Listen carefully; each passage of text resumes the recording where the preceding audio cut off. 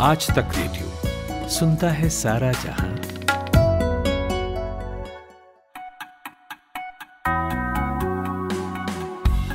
Hello, good morning. ये है 19 जून की सुबह, सोमवार का दिन। मेरा नाम खुशबू कुमार है और आप सुन रहे हैं आज का दिन पॉडकास्ट। मणिपुर में लोग अपने घरों के बाहर अपनी पहचान लिख रहे हैं। जो मैतेई है वो मैतेई, जो कुकी है वो कुकी और जो मुसलमान है वो मुसलमान। ऐसा क्यों है? आज के दिन में सबसे पहले इसी की बात करेंगे, फिर बताएंगे वहाँ लोग भाजपा नेताओं पर हमला क्यों कर रहे हैं। फिर बात होगी मध्य प्रदेश की राजनीति की। भांजा भांजी के मामा बनकर कई चुनाव जीतने वाले शिवराज सिंह चौहान को इस चुनाव में क्यों बुलडोजर मामा बनने की जरूरत महसूस हुई है, और यूपी की रणनीति कितनी फिट बैठती दिख रही है एमपी में, डिकोड करेंगे। और आखिर में बात बढ़ी हुई गर्मी की, जिसकी वजह से 3 दिन के भीतर 98 जानें गई हैं। तो कब तक चलेगी ये जानलेवा लू और इसे कैसे बचा जा सकता है, उपाय बताएंगे आपको। लेकिन पहले 60 सेकंड्स हेडलाइन सुनते हैं। अगली आवाज है सूरज कुमार की। शुक्रिया खुशबू। यूपी के बलिया में हीट वेव से 57 लोगों की मौत, दिल्ली से भेजी गई डॉक्टर्स की 2 टीमें। देहरादून दिल्ली वंदे भारत एक्सप्रेस पर मुजफ्फरनगर के पास पथराव, जनवरी के बाद 7वीं घटना। शिवसेना का स्थापना दिवस आज, शिंदे उद्धव गुट अलग अलग जगह करेंगे कार्यक्रम। अगले 12 घंटों में और कमजोर होगा बिपरजॉय, राजस्थान से मध्य प्रदेश उत्तर प्रदेश की ओर बढ़ा। सिक्किम में भारी बारिश से कई जगह लैंडस्लाइड, 100 से अधिक घर तबाह। दिल्ली को मिली गर्मी से राहत, आज सुबह से हो रही हल्की बारिश। आरएसएस ने मणिपुर में की शांति की अपील, कहा लोकतांत्रिक व्यवस्था में हिंसा और नफरत के लिए जगह नहीं। और वॉशिंगटन स्टेट म्यूजियम फेस्टिवल के दौरान मास शूटिंग, 2 लोगों की मौत, शूटर समेत 3 घायल।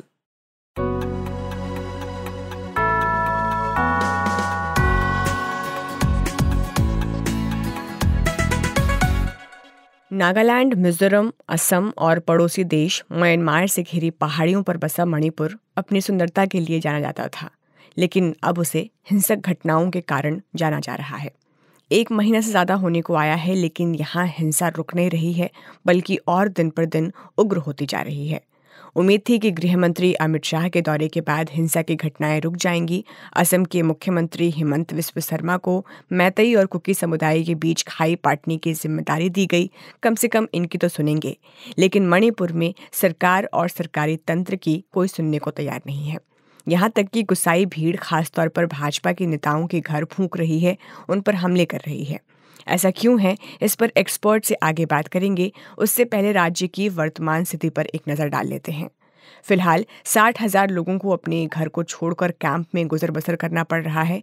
अब तक 100 से ज़्यादा जानें जा चुकी हैं और 1000 से ऊपर लोग गंभीर रूप से घायल हैं। और इन आंकड़ों में हर रोज इजाफा हो रहा है। लगभग 1.5 महीने बाद भी राज्य की ये हालत क्यों है और क्यों लोग भाजपा नेताओं पर हमला कर रहे हैं, इसे समझने के लिए हमने बात की इंडिया टुडे मैगजीन में डेप्यूटी एडिटर कौशिक डेका से। अब कितने सफल हो रहे हैं ये तो हम सभी देख रहे हैं, और कितने कोशिश हो रहे हैं ये भी हम सभी देख रहे हैं।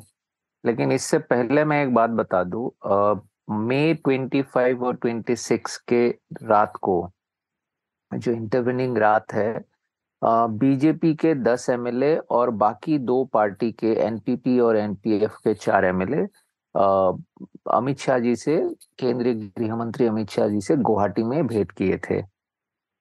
तो उस मीटिंग में 10 बीजेपी एमएलए ने ये कहा था, जो मेटेई कम्युनिटी से है, कि हो सकता है हमें आगे जाके अपने पद से इस्तीफा देना पड़े एमएलए के तौर पे। इसलिए कहा गया था क्योंकि जो मेते संप्रदाय के लोग हैं, उनको लगता है, सही हो गलत हो ये अलग बात है, उनको ये लगता है कि जो केंद्रीय सरकार है और बीजेपी स्टेट सरकार है, ये दोनों मिलके जो कुकी मिलिटेंट ग्रुप्स है, जो सस्पेंशन ऑफ ऑपरेशन जिसको शॉर्ट फॉर्म में सू कहते हैं, सू के अंदर जितने भी कुकी मिलिटेंट ग्रुप्स है, इनके खिलाफ सख्त कार्रवाई नहीं कर रहे। इनका कहना है, ये मेटे ग्रुप्स का कहना है कि ये सू मिलिटेंट ग्रुप्स मेटे के खिलाफ जितने भी हमला हो रहे हैं, जितने भी एट्रोसिटीज हो रहे हैं या वायलेंस के इंसिडेंट्स, हिंसा के इंसिडेंट्स हो रहे हैं, इन सारे हिंसा के घटनाओं में ये सू मिलिटेंट ग्रुप्स के इन्वॉल्व है। ये मेटे ग्रुप का एलिगेशंस है। और क्योंकि दोनों ही जगह पे केंद्र सरकार और राज्य सरकार दोनों ही जगह पे बीजेपी सत्ताधीन है, तो इनका मानना है कि बीजेपी की सरकार ऐसे करने में, सू मिलिटेंट ग्रुप्स को संभालने में या उनके खिलाफ कदम उठाने में विफल हुए हैं। तो जाहिर सी बात है, जितने भी मेटई बीजेपी एमएलए है उनके खिलाफ लोकल लोगों का गुस्सा भड़का कि आप लोग क्योंकि कुछ कर नहीं रहे या करने के प्रेशर नहीं दे रहे, तो आप लोग किस बात के एमएलए है। कौशिक जी, लोग अपने समुदाय के नाम को अपने घर पर लिख और मिटा रहे हैं ताकि कोई उनके पहचान को देखकर उन पर हमला ना करे। तो क्या आपको लगता है कि जो बात आरक्षण से शुरू हुई थी वो अब कहीं आगे बढ़ चुकी है? यहाँ से वापस लौटना तो मुश्किल है, इसमें कोई दो राय नहीं है, क्योंकि इस बार की जो कॉन्फ्लिक्ट है इसमें दोनों ही पक्ष को बहुत गहरी घाव लगे हैं। जैसे मैं एक हैदराबाद यूनिवर्सिटी के प्रोफेसर से बात कर रहा था, तो कुकी है, तो उन्होंने कहा कि मेरे जो बचपन से मैं जिस मेते फ्रेंड के साथ जो एक दूसरे यूनिवर्सिटी में पढ़ाती है, वो आज मुझे लेवल कर रहे हैं एज पॉपी कल्टीवेटर्स और ड्रग ट्रैफिकर, सारे कुकीज को। हालांकि उन्हें भी पता है कि सारे कुकीज ऐसे नहीं है। इस तरह से कुकी ग्रुप से भी ऐसे बयानबाजी आ रहे हैं, या मैतेई लोगों के घर जला दिया गया, नेबर्स ने लूट लिए। तो ऐसे बहुत सारे स्टोरीज हमें मिलेंगे कि इस वजह से दोनों पक्ष का अब इकट्ठे रहना थोड़ा सा मुश्किल हो गया। इस घाव को भरने के लिए बहुत सारे प्रयत्न की जरूरत पड़ेंगे। दोनों ही पक्ष है और दोनों ही पक्ष के जो लीडरशिप है उनको बहुत ठोस कदम उठाना पड़ेगा, जो इस समय तो संभव लग नहीं रहा है। एक और पहलू इसमें, रिलीजियस पहलू इसमें आ चुके हैं कि मेतेई लोग बोल रहे हैं कि जब 1962 में मणिपुर में सिर्फ 19% क्रिश्चियन पॉपुलेशन थे, हालांकि हिंदू पॉपुलेशन 62% थे और मेतेई लोग ज्यादातर हिंदू है। अब जाके मणिपुर में दोनों ही ग्रुप के, हिंदू और क्रिश्चियन दोनों के ही 41% है, दोनों बराबरी में आ चुके हैं। तो बहुत सारे मेतेई लोगों का ये मानना है कि ये जो अस्वाभाविक वृद्धि है क्रिश्चियनिटी में, ये इलीगल इमिग्रेशन की वजह से भी हुआ है। लेकिन ये भी बात सच है कि बहुत सारे मेतेई लोग भी क्रिश्चियनिटी पे कन्वर्ट हो चुके हैं, जिसकी वजह से एक अलग तरीके के इम्फाल वैली में एक टेंशन है कि कन्वर्शन हो रहा है, और इसलिए बहुत सारे मेतेई लोग ये कहना चाहते हैं कि हम उनके जो कल्चर है, उनके जो रिलीजन है, इस पे बाहरी अटैक हुआ है और वो लोग खतरे में है। शुक्रिया कौशिक डेका हमसे बातचीत करने के लिए। मणिपुर में हिंसा की स्थिति ऐसी है कि केंद्रीय मंत्री आर.के. रंजन सिंह ने ये कहने से भी गुरेज नहीं किया कि राज्य की सरकार लॉ एंड ऑर्डर को संभालने में विफल रही है।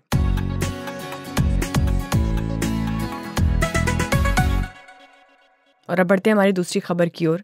साल 2022 में यूपी के विधानसभा चुनाव में एक नया टर्म जुड़ा, बुलडोजर बाबा।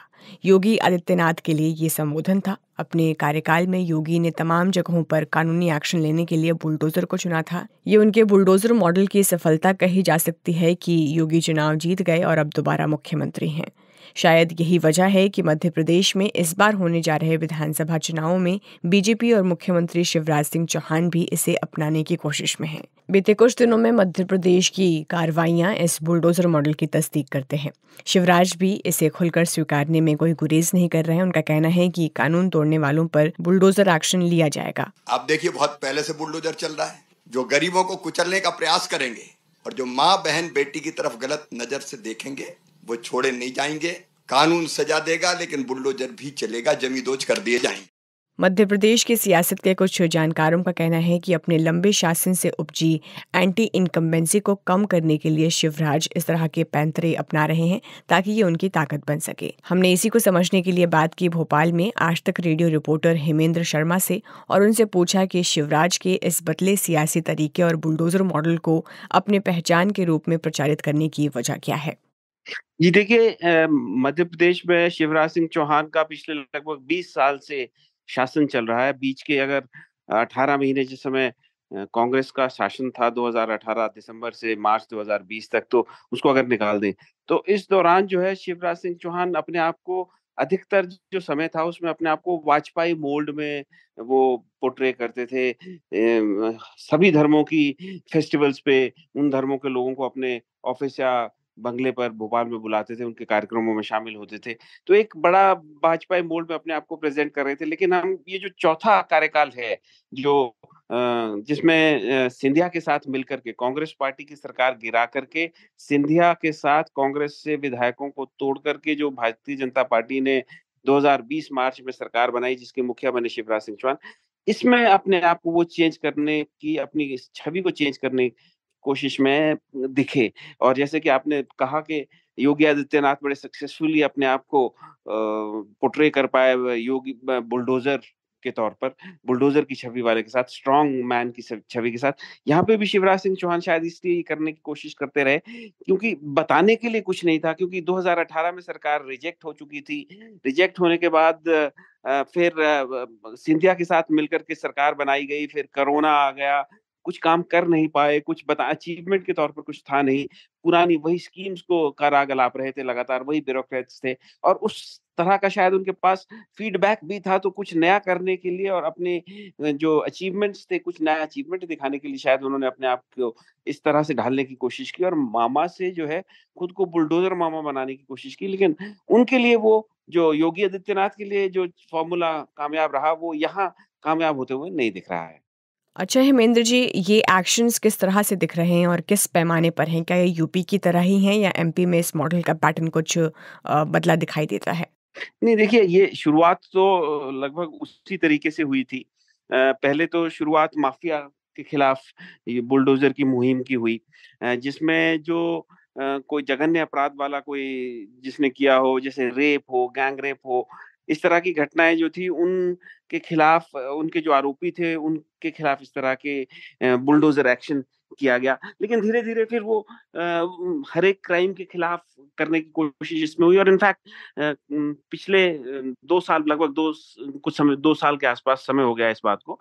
रामेश्वर शर्मा जो है यहाँ के लोकल विधायक हैं भोपाल के, उन्होंने उनका स्वागत किया, और स्वागत करने पर पूरी बुलडोज़र की लाइन वहाँ पे लगा दी गई, और शिवराज सिंह का स्वागत हुआ, और उसमें उन्होंने उसको बड़े गर्व के साथ वहाँ पर भाषण दिया और कहा कि ये मामा का बुलडोज़र है, रुकेगा नहीं। वो रुका तो नहीं, लेकिन थोड़ा धीमा हुआ, लेकिन फिर अल्टीमेटली हमने ये देखा कि वो बुलडोज़र जो है वो टारगेट किया गया माइनॉरिटीज़ के खिलाफ, और जो बड़े-बड़े अपराधी थे, हो सकता है उसमें से वो बच गए, अगर उनके साथ खड़े हों, तो उनके ऊपर कोई एक्शन नहीं हुआ। तो इस तरीके से फिर वो बुलडोज़र जो है, एक शुरू में जो शिवराज कह रहे थे कि किसी के जो भी अपराधी होगा, माफिया होगा, उसको बख्शेगा नहीं, उसके खिलाफ चल जाएगा। तो वो पूरी बात बनी नहीं, फिर सिविल सोसाइटी की तरफ से भी आवाज़ें उठने लगी कि भई आप इस तरह से न्याय त्वरित नहीं कर सकते, फिर जुडिशरी का क्या काम है? वहाँ पे अल्टीमेटली जुडिशरी को डिसाइड करना है कि दोषी है या नहीं है। तो इस वजह से ये मतलब कहा जा सकता है कि योगी जितना सक्सेसफुल यहाँ पर वो नहीं हुआ। जी, और एक आखिरी सवाल, हमने इस मॉडल की सफलता यूपी में देखी है, लेकिन मध्य प्रदेश में शिवराज लंबे समय से सत्ता में हैं। क्या ये मॉडल उनके लिए संजीवनी साबित हो पाएगा तब जब चुनावी लिहाज से इस बार उनकी जो राह है वो कठिन बताई जा रही है? जी, बिल्कुल भी नहीं, मतलब जो ये एक्सपेरिमेंट था बुलडोज़र मामा का, ये तो बीच में ही मतलब इन्होंने छोड़ भी दिया था। फिर से अभी कोशिश की है इसको रिवाइव करने की। इनफैक्ट उसमें भी बड़ी आधी-अधूरी एफर्ट हुई है। अभी दमोह में एक स्कूल है, गंगा जमुना स्कूल, वहाँ पर इनिशियली मतलब मामला ऐसे शुरू होता है कि स्कूल ने जो है, वो माइनॉरिटी इंस्टीट्यूशन है, 1200 के आस-पास वहाँ स्टूडेंट्स हैं, उसमें से 970 बच्चे जो हैं मुस्लिम कम्युनिटी से हैं। तो वहाँ पे स्कूल ने मेरिटोरियस स्टूडेंट्स के होर्डिंग्स लगाए, जिसमें यूनिफ़ॉर्म में था। राइट विंग ग्रुप्स ने कहा कि ये वहाँ पे जो मेजॉरिटी स्टूडेंट कम्युनिटी के स्टूडेंट्स उस होर्डिंग में है, उन्होंने हिजाब पहन रखा है। उससे तूल पकड़ा, मामला आगे गया, माइनॉरिटी इंस्टीट्यूशन था, उसको अकॉर्ड 2017 में केंद्र सरकार ने, यूनियन एचआरडी मिनिस्ट्री ने उसको माइनॉरिटी इंस्टीट्यूशन का स्टेटस दिया था। वहाँ पे इंक्वायरी कराएगी। डिस्ट्रिक्ट एजुकेशन ऑफिसर ने कहा कि स्कूल ने कुछ गलत नहीं किया है, लेकिन मामला चूँकि बीजेपी के ही लोग राइट विंग के लोग ही उसको तूल दे रहे थे, तो बात वहां जाके नहीं रुकी और एजुकेशन ऑफिसर का मुंह काला किया गया। उसके बाद डिस्ट्रिक्ट एसपी ने और डिस्ट्रिक्ट कलेक्टर ने ट्वीट करके कहा कि स्कूल ने कुछ गलत नहीं किया है। तो फिर भी मामला वहां नहीं रुका, तो एक के बाद एक और कुछ ना कुछ नया निकालते गए। फिर चीफ मिनिस्टर ने और बाकी लोगों ने, तमाम जो उनके सहयोगी, उन्होंने थ्रेटन किया कि वहां बुलडोजर चलेगा। होम मिनिस्टर ने वहां नोटिस की बात कही, कहा कि वहां बुलडोजर चलाया जाएगा। बुलडोजर तो वहां नहीं चला, लेकिन वहां पे जो अंडर कंस्ट्रक्शन एक स्कूल का पोर्शन था, उसको गिरा दिया गया। तो उस मतलब ताकत से बुलडोजर का इस्तेमाल नहीं किया गया, क्योंकि शायद कहीं ना कहीं इनको इस बात का फीडबैक है कि बुलडोजर के सहारे यहाँ पे चुनाव नहीं जीता जा सकता। बहुत बहुत शुक्रिया हेमेंद्र शर्मा जी।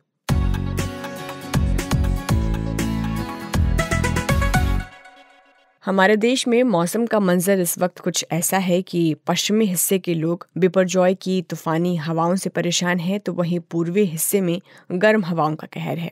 बिपरजॉय के आने के बाद अब तक गुजरात और राजस्थान के प्रभावित इलाकों में रेस्क्यू जारी है, तो एक दूसरा आंकड़ा ये कहता है कि पिछले 3 दिनों में एक्सट्रीम हीट वेव के कारण यूपी और बिहार के तकरीबन 98 लोगों ने अपनी जान गंवा दी।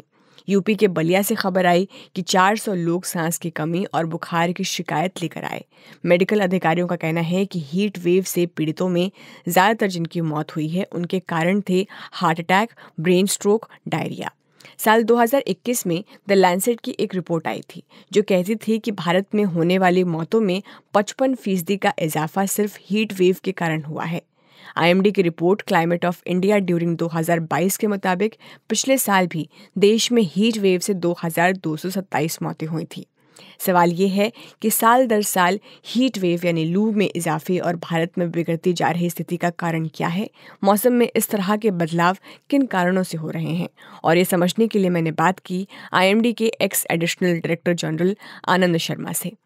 हाँ नहीं, देखिए ये बात सही है कि इंसिडेंस जो है जो हीट वेव का है पिछले कुछ मतलब की बात करें तो 1-2 डिकेड से बड़ा है और उसके कई कारण हो सकते हैं, जिनमें से एक कारण जो है लोगों का मानना है कि ग्लोबल वार्मिंग और क्लाइमेट चेंज के कारण है एक, और दूसरा है नेचुरल क्लाइमेट वेरिएबिलिटी।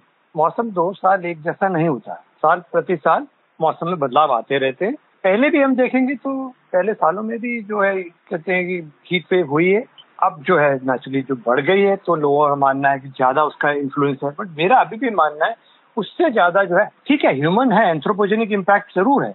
और अब आप देखिए ना, हमने सिटीज को कंक्रीट जंगल्स में कन्वर्ट कर दिया है, पूरी गाड़ियां आपकी सड़कों पे चल रही हैं, उससे कितने एग्जॉस्ट से कितने गर्म हवाएं निकल रही हैं, एसी चल रहे हैं, कारों में भी एसी चल रहे हैं, बसेस में, सभी गाड़ियों में चल रहे हैं, घरों में लोगों के एक घर के अंदर 4-4 एसी, वो सब गर्म हवा बाहर फेंक रहे हैं।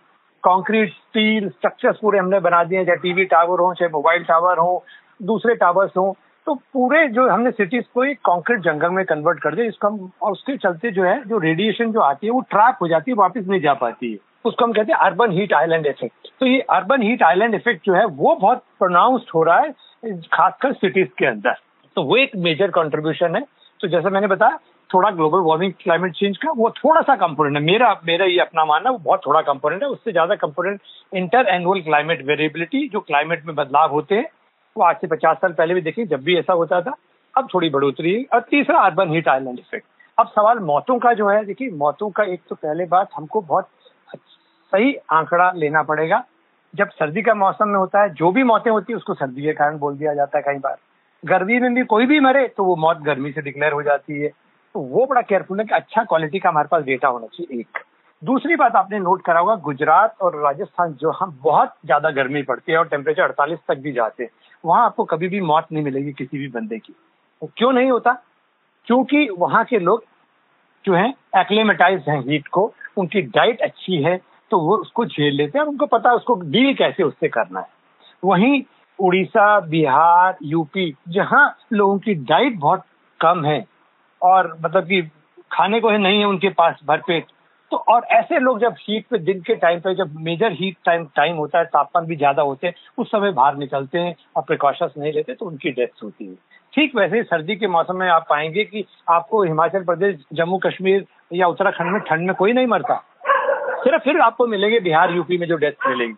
फिर वही कारण है, गरीब लोग हैं, डाइट अच्छी नहीं है और प्रिकॉशंस नहीं लेते तो डेथ हो जाता। तो एकदम बिल्कुल सीधे सीधे लिंक करना इतना आसान नहीं है, मेरा ये मानना।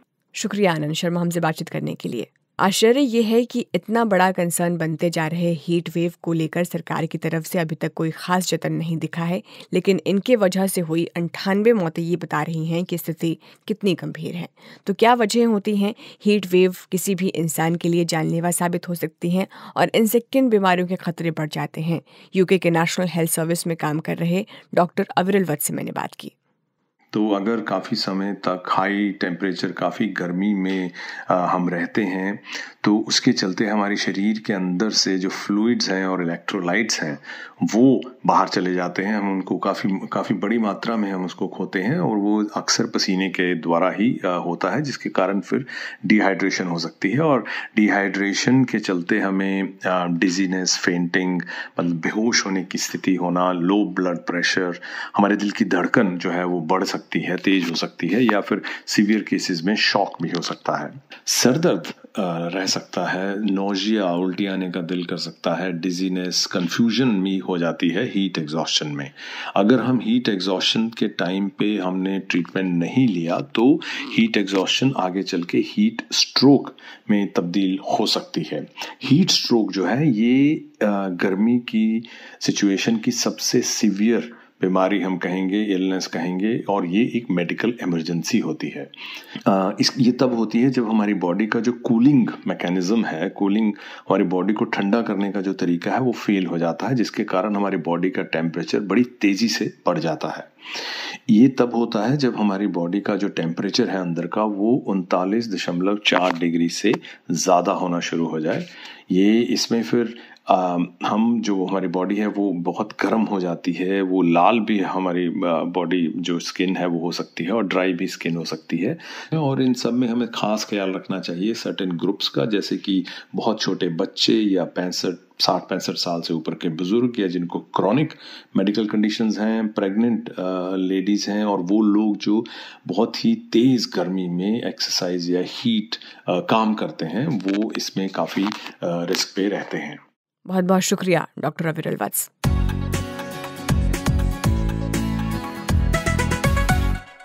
और देश दुनिया की अखबारों में छपी आज की बड़ी खबरों को सुनने का वक्त हो गया है। गुड मॉर्निंग सूरज, तो बताइए। Good morning Khushboo. The Times of India अखबार की पहली हेडलाइन, IIT हैदराबाद ने 10 में से 6 पोजीशन ग्रैब किए हैं जेईई मेंस के। इसके साथ ही ऑल इंडिया टॉपर स्कोर जो है वो भी 9% बढ़ा है जेईई मेंस में। इस बार साउथ का दबदबा है। हमने देखा कि तमिलनाडु में बहुत शानदार रिजल्ट निकले नीट को लेकर, उसके बाद अब जेईई मेंस में हैदराबाद का दबदबा, और एक दबदबा गर्मी का भी हो रखा है। हिंदुस्तान टाइम्स अखबार में उसकी हेडलाइन है कि 3 दिन में करीब 100 लोगों की मौत हो गई है। किससे? गर्मी से। हालांकि अभी अगर दिल्ली NCR का मौसम देखें और खिड़की से बाहर देखने की कोशिश करें तो मौसम काफी ठंडा है। तो आज दिल्ली NCR के लोगों के लिए तो राहत है, लेकिन बिहार, मध्य प्रदेश, झारखंड, यहाँ अभी भी मौसम जो है वो गर्म है। और एक बयान गृह मंत्री अमित शाह का है, पंजाब एक क्राइसिस फेस कर रहा है, क्राइसिस सिक्योरिटी को लेकर, और ये सब उन्होंने आरोप लगाया है भगवंत मान और अरविंद केजरीवाल पर। अब पंजाब की बात तो अलग है, लेकिन मणिपुर की स्थिति क्या है, उसका जो लबोलबाव है, उसका जो हाल चाल है, वो जनसत्ता बता रहा है। मणिपुर पर राष्ट्रीय स्वयंसेवक संघ की चिंता सामने आई है और उन्होंने कहा है कि हिंसा रोकने को फौरी कदम उठाए सरकार। एक तस्वीर है जहां महिलाओं ने हिंसा के विरोध में मानव श्रृंखला बनाई हुई है, और ये मणिपुर से तस्वीर आ रही है। फिल्म आदि पुरुष को लेकर भी खबर है कि काठमांडू में फिल्म आदि पुरुष को लेकर विवाद हो गया है। उसके कुछ डायलॉग्स हैं जिसको उन्होंने बदलने के लिए कहा था, नहीं बदला गया। उसके बाद अब जितनी भी स्क्रीनिंग्स हैं उसे बंद करवा दिया जाएगा काठमांडू में। इसके अलावा PM मोदी का बयान है कि आपातकाल इतिहास का काला दौर, और ये बात उन्होंने मन की बात में कही है। अच्छा, एक चीज अगर आप नोटिस करें तो वो ये है कि PM मोदी का जो भाषण है, या फिर कहें कि मन की बात है, वो 2024 लोकसभा चुनाव के पास आते आते उसका जो फॉर्मेट है ना वो शिफ्ट हो रहा है। वो कांग्रेस पर ज्यादा अटैक करते हुए नजर आते हैं। और एक केंद्र सरकार का फैसला है खुशबू, जिसका विरोध राज्य सरकारें कर रही है, और वो ये है कि जो सेंटर के पास ग्रेन्स बचे हैं, फूड ग्रेन्स बचे हैं, और उसे वो बेचना चाह रहा है ओपन मार्केट में, उसे राज्य सरकारें नहीं खरीद सकेंगी। उसे कोई कंपनी लोग खरीदेंगे, राज्य सरकार नहीं खरीदेगी। द टाइम्स ऑफ इंडिया अखबार पढ़ रही हूँ मैं। पहलवानों की जो लड़ाई है वो अब ट्विटर पर आ गई है। ट्विटर वॉर शुरू हो गया है। बीते दिनों दो दिग्गज महिला पहलवान जो है वो आपस में भिड़ते हुए दिखाई दे। ओलंपिक मेडलिस्ट साक्षी मलिक और former Commonwealth Games gold medalist Babita Phogat के बीच जो है वो एक कड़वी जंग कल ट्विटर पर शुरू हो गई। साक्षी मलिक ने ये दावा किया है कि बबीता फोगाट ने ही पहले परमिशन ली थी कि वो WFI के अध्यक्ष बृजभूषण सिंह के खिलाफ प्रोटेस्ट करे, लेकिन बाद में उन्होंने अपना जो पक्ष है वो बदल लिया। वहीं बबीता फोगाट का ये कहना था कि वो पहले दिन से ही इस प्रोटेस्ट के खिलाफ थी और साक्षी मलिक को यहाँ तक कि कांग्रेस की कठपुतली बता दिया। जी खुशबू, और हिंदुस्तान टाइम्स अखबार की अगर पहली स्टोरी लें तो वो एक हत्या से जुड़ी मिलती है। दिल्ली यूनिवर्सिटी का एक स्टूडेंट आर्यभट्ट कॉलेज के बाहर उसकी हत्या कर दी गई। कारण ये था कि वो अपनी गर्लफ्रेंड को हरास होने से बचा रहा था। 4 लोग थे जो कॉलेज के बाहर उसकी गर्लफ्रेंड को छेड़ रहे थे और उसी का विरोध करने, उसी को छुड़वाने वो वहां गया और फिर उसकी चाकू से गोद कर हत्या कर दी गई। एक संदिग्ध को इस मामले में गिरफ्तार भी किया गया है खुशबू। और आज शिवसेना का स्थापना दिवस है। CM शिंदे का गुट गोरेगांव और उद्धव ठाकरे का गुट जो है वो सेंट्रल मुंबई में कार्यक्रम करने वाले हैं। और एक बुरी खबर ये है, अनचाहे कॉल्स मैसेजेस से आपको 6 महीने और छुटकारा नहीं मिलेगा, क्योंकि ट्राई ने टेलीकॉम कंपनियों को नवंबर तक का इस वक्त दिया है। पहले डेडलाइन 1 मई थी। इसके अलावा कानूनी धाराएं समझना आसान हो जाएगा। गुजरात के प्रोफेसर ने IPC की सभी 511 धाराओं को चौपाई में पिरो दिया है ताकि लोग आसानी से उसे समझ सकें। और ये थोड़ी अलबेली सी खबर है जो कि दैनिक भास्कर में लगी हुई है। और सिक्किम में भारी बारिश हुई है, इस कारण लैंडस्लाइड हो गया है कई जगह। 100 से अधिक घर तबाह हो गए, सड़क पुलिया को नुकसान हुआ है, रास्ते बंद हो गए हैं। खुशबू, और BBC पे एक स्टोरी है कि एक रिपोर्ट आई है जिसमें से ये सामने आया है कि यूक्रेन के जो पुल तबाह हुए उसे रूस ने किया था और इस कारण यूक्रेन को बहुत क्षति हुई है। इसके अलावा ब्रिटेन से खबर है कि ब्रिटेन के PM Rishi Sunak immigration officer बने। एक तस्वीर है, बुलेट प्रूफ जैकेट में गैर कानूनी प्रवासियों के ठिकाने पर रेड डाली और ये कहा कि देश तय करेगा कि यहाँ पर कौन आएगा। इसके अलावा खबर पाकिस्तान से है, डॉन अखबार में, कि पाकिस्तान के डिफॉल्ट होने का खतरा बढ़ गया है। IMF लोन देने के लिए तैयार नहीं है। जून के आखिरी तक $4 अरब पाकिस्तान को चाहिए। और अमेरिका से खबर है कि लॉस एंजलिस में शूटिंग हुई है, 8 लोग घायल हो गए। पुल पार्टी में आपसी झगड़े के चलते ये फायरिंग हुई और अमेरिका में इस साल मास शूटिंग का केस नंबर ये 303 है। और आज 19 मई की तारीख को इतिहास में किस लिए याद करते हैं वो भी जान लेते हैं। तो 19 जून 1966 में इस दिन बाला साहेब ठाकरे ने अपनी नई राजनीतिक पार्टी शिवसेना की नींव रखी थी। और आज ही के दिन साल 1961 में ब्रिटेन ने कुवैत को आज़ाद कर दिया था। इसी के साथ पॉडकास्ट आज का दिन में फ़िलहाल इतना ही। कैसा लगा आपको ये पॉडकास्ट हमें ज़रूर बताइएगा। हमारा पता है radio@aajtak.com। आज इस पॉडकास्ट को प्रोड्यूस किया है कुंदन कुमार ने। साउंड डिज़ाइन नितिन रावत का है। खुशबू कुमार के साथ थे आप। 10 बजे के न्यूज़ बुलेटिन में आपसे होगी अगली मुलाकात। सुनते रहिए आज तक radio. Have a nice day.